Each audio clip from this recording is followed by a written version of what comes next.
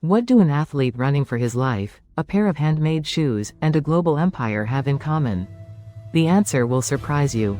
This is the story of Reebok, a brand born from effort, innovation, and, like every great legend, shrouded in myths and controversies.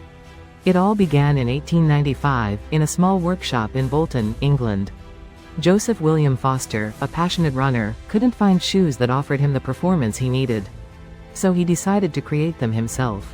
With spikes on the sole for better grip, Foster's running shoes soon became famous among local athletes. Thus was born J.W. Foster and Sons, the seed of what would become Reebok. The early years were of hard work. The Foster family, with artisanal dedication, made custom shoes. Their reputation grew, and with it, demand. The 1924 Olympic Games were a turning point. Harold Abrahams and Eric Liddell, immortalized in the film Chariots of Fire, wore Fosters on their way to glory. This success catapulted the brand to international fame. However, the real leap forward came several decades later, thanks to two grandsons of Joseph William, Joe and Jeff Foster. In the 1950s, the family business faced tough competition from emerging brands. Aware of the need to modernize, Joe and Jeff founded a parallel company with a name that evoked speed and agility. Reebok, inspired by the word Reebok, a type of African gazelle. The 1980s marked the definitive takeoff. Paul Fireman, an American distributor, discovered Reebok at an international fair and was fascinated. He obtained the license to sell the shoes in the United States and bet heavily on a booming market, aerobics. In 1982, they launched the Reebok Freestyle, high-top shoes designed specifically for women who practiced this new discipline. It was a resounding success. Reebok became synonymous with fitness and fashion. Freestyles sold millions, and the brand expanded into other sports such as tennis and basketball.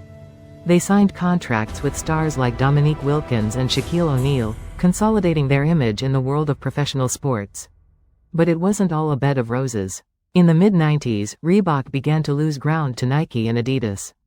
The competition was fierce, and the brand failed to adapt to the new times with the same agility as its rivals.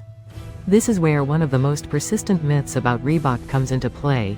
Was it the quality of its products that really made them lose the battle? Some claim that the brand focused too much on fashion and neglected technical innovation, which relegated it to the background in the world of high-performance sports. Others, however, argue that it was a matter of marketing and brand perception. The truth is that, while Nike and Adidas invested heavily in technology and sponsorship of elite athletes, Reebok lagged behind.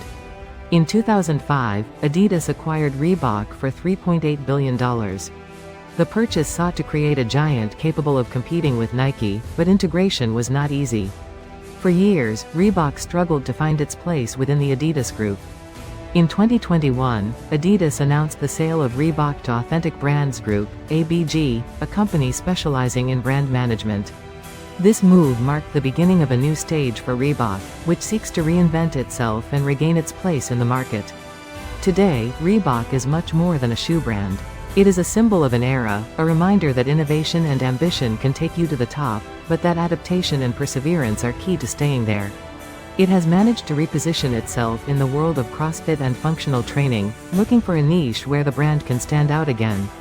The story of Reebok is a clear example of how a small family business can become a global empire, facing challenges, overcoming obstacles, and reinventing itself. A story woven with ambition, innovation, and, like every great legend, shrouded in myths and controversies. Because sometimes, behind a simple logo, there is a whole story that few know.